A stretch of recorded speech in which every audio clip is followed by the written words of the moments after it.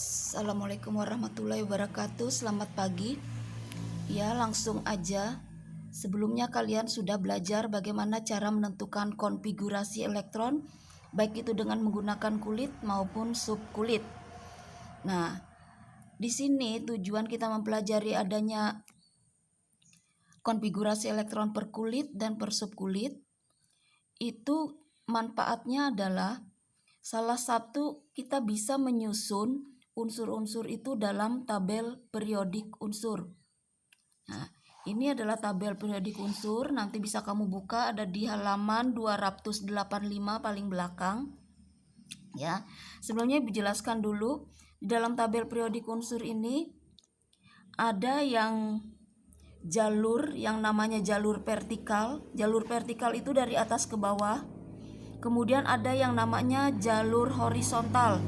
Horizontal itu dari kiri ke kanan.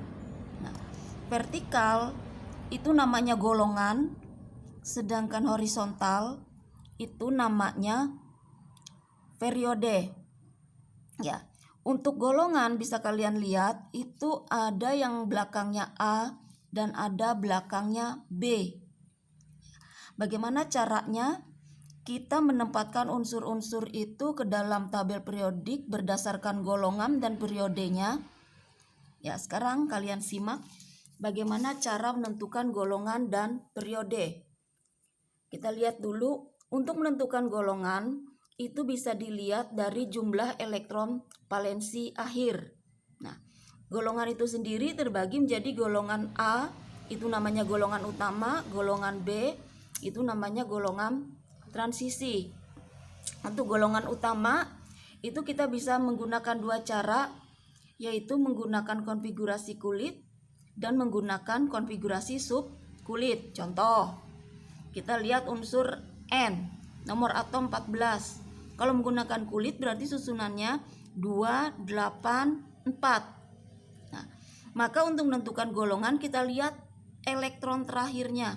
Kalau elektron terakhirnya 4, maka golongannya 4. Misalnya menggunakan subkulit. Subkulit, elektron terakhirnya di kulit yang sama-sama 3, itu kita jumlah. 2 tambah 2, 4. Berarti dia berada di golongan 4. Nah, kemudian contoh lain ada 16S. Nih terakhirnya 6. Berarti golongannya 6A. Nah, kalau ini 2 tambah 4 berarti dia juga 6A. Kemudian CA, kita lihat kulit terakhirnya elektronnya 2, berarti dia golongan 2A. Kalau menggunakan kulit 2882 terakhir 2, berarti dia golongan A. Nah, jadi perhatikan ciri dari golongan A itu terakhirnya kalau menggunakan subkulit dia terakhir di S dan S tambah P. Nah, itu untuk A. Sekarang bagaimana cara mencari golongan B? Untuk cara mencari golongan B, contoh. Misalnya di sini ada 29 Cu. Ya, kita menggunakan konfigurasi singkat. Yang mendekati 29, 18 AR, lanjutannya 4S 2 3D 9. Ibu ingatkan lagi, karena D itu stabilnya 10, maka kita ambil 1 dari S. Jadi 4S1 3D 10. Nah, kalau seperti ini berarti elektron terakhirnya itu kita jumlah 1 tambah 10, 11. Karena di golongan tidak ada golongan 11, maka kalau 11 dia akan kembali ke 1. Jadi dia golongan 1B. Oh, bagaimana Bu kalau 12? Berarti dia golongan 2B. Nah, sekarang kita lihat misalnya 24 CR. Yang mendekati 18 juga. Lanjutannya 4S2, 18 tambah 2, 20, 3D, 4, 24. Nah, terakhirnya 2 tambah 4, 6. Maka dijumlah 2 tambah 4 sama dengan 6. Perhatikan untuk golongan B selalu terakhirnya itu D. D. Maka ciri golongan B berada di subkulit S tambah D.